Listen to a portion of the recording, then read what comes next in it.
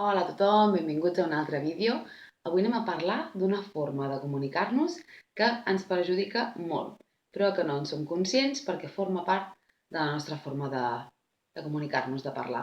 No m'estic referint a insults, no m'estic referint a parlar de forma negativa, tot això ja ho sabem, ens en podem donar més compte o menys compte, canviar-ho més o no canviar-ho, però ja sabem que és perjudicial, no?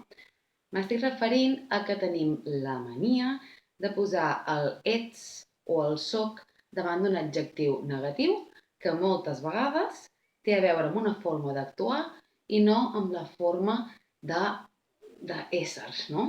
No és com jo soc. Casos típics. Soc impuntual, soc desordenada, soc desorganitzada, soc borde, soc agressiva. Vale. Tot això, on està? En la cadena de l'ADN. On està el gen de la impuntualitat? On està el gen de el borde o del desordre? Sí? Són formes d'actuar.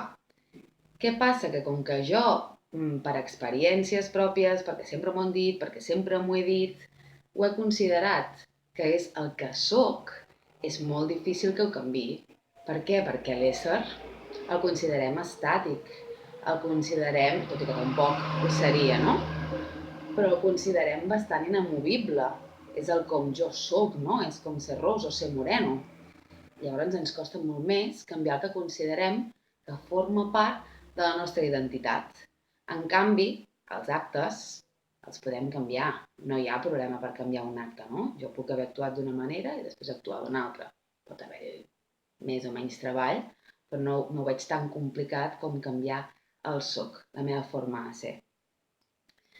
Aquí és on està la qüestió, que com que ens creiem que som coses que no som, el nostre inconscient s'ho fa seu, acaba sent doncs, el que seria una creença limitant en el fons, i per molt que vulgui, mentre m'ho segueixo creient com algo que forma part de la meva essència, no ho canviaré o no ho puc canviar. Una persona que es creu que és impuntual, no et preocupis que per molt que vulgui arribar d'hora, trobarà les mil maneres, les mil formes d'autosabotejar-se per acabar arribant tard. Calcularà malament el temps, s'acabarà entretenint amb alguna tonteria, el que sigui. Per què? Perquè ell creu que és així i, per tant, té que concordar la seva forma d'actuar amb la seva forma de ser. Sí? Per tant, el seu inconscient farà que arribi tard. Clar, és un problema quan jo m'estic dient a mi mateixa que sóc coses que podria canviar i em crec que les sóc. Quan, en canvi, hauríem de parlar d'actes. Hauríem de dir, doncs, he arribat tard. No sóc, no està en el meu ADN, la impuntualitat, sí? O avui he parlat malament. O avui he sigut... m'he comportat de forma agressiva. No sempre és fàcil, trobar la manera de dir-ho diferent, però, clar, fa moltíssim. I, per exemple, en el cas dels nens, no? La mania que tenim de dir-los que són i són dolents, o són maleducats, o són un bitxo, o són un trasto, o són un dimoni. Després esperem que actuïn com sants, no? Si tu portes amb el teu fill durant 7 anys dient-li que és dolent, no t'esperis que es llevi un dia i actuï com bo, perquè ell s'ha identificat en aquest paper. Me'n recordo el cas d'un noi, adolescent, bueno, tenia uns 12 anys, tampoc no allà, sí? Que venia perquè, bueno, es pagava molt a classe i es pagava molt amb el germà. I ell volia canviar aquesta actitud, volia deixar de tenir problemes de tot arreu, no? Al final, doncs, sempre tens els pares enfadats els professors, no aproves també per actitud, castigat, sense mòbil els caps de setmana, etc. Què passa? Quin era el seu conflicte? La primera resistència amb la que ens vam trobar? Doncs que per ell, si deixava de pagar-se, si deixava de ser dolent, si deixava de ser l'agressiu, qui seria?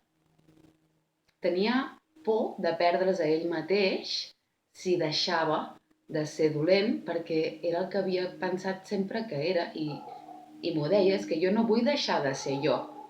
No vull ser una altra persona, vull seguir sent jo, no? Clar, és el problema d'agafar una forma d'actuar i fer-li creure, no?, que té a veure amb la seva identitat, amb la seva essència, que lògicament no volem perdre la nostra identitat, la nostra definició. Al final va ser tan fàcil doncs, com fer-li veure, no?, fer-li entendre amb tècniques, amb eines, amb converses segons l'edat, no?, que podia seguir sent ell mateix sense tenir que estar sempre trobant-se amb conflictes i amb problemes i malament a casa i malament a l'escola, etc. No?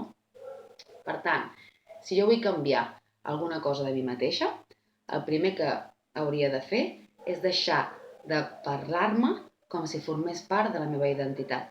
Deixar de dir-me que sóc desordenada, deixar de dir-me que sóc borde, em deia un altre dia una noia, no? Deixar de dir-me que sóc, perquè si ho sóc, totes les resistències que l'inconscient pugui, les posarà perquè ho segueixi sent. Per tant, actuo. De vegades parlo així, de vegades actuo d'aquesta manera, hi ha vegades que no arribo enlloc, hi ha vegades que actuo de forma desagradable amb algú. Ja sé, és trobar la manera de dir-ho i és posar-li sobretot molta consciència perquè és llenguatge, perquè ho tenim superintroduït, perquè fa molts anys que parlem així, però, si volem fer un canvi, si volem començar a considerar-ho com el que és una forma d'actuar, fa gràcia, no? La gent que et diu no, és que jo sóc així, ho sento, no? I és com que t'ho diuen en plan, menja't un patates perquè és que jo no actuaré diferent, no faré les coses diferent perquè sóc i no és sóc, no? Al final, ésser, essència, hi ha molt poques coses i no tenen a veure amb actes tan superficials com parlar-li malament a algú o arribar tard als llocs. Això són actes, no forma part de la nostra essència ni del nostre ADN. I sobretot amb els nens, deixar de dir-los que són i posar alguna negatiu al darrere, no? Perquè es crearan una identitat a partir d'allò que li estic dient. I després ho seguiran tenint d'adults i els seguirà costant el fet de canviar-ho, ja no només de petits, és que d'adults també, perquè s'ho hauran fet d'ells. Espero que s'hagi entès, espero que us hagi agradat. Si voleu posar-ho en pràctica, ja sabeu, a partir d'ara no sóc, actuo tant amb mi com amb els altres. Si us ha servit, si us ha agradat, si creieu que li pot ajudar amb algú, doncs un like, compartir, i si teniu dubtes, doncs el vídeo mateix o a gemapallars.com. I fins la pròxima setmana. Adeu!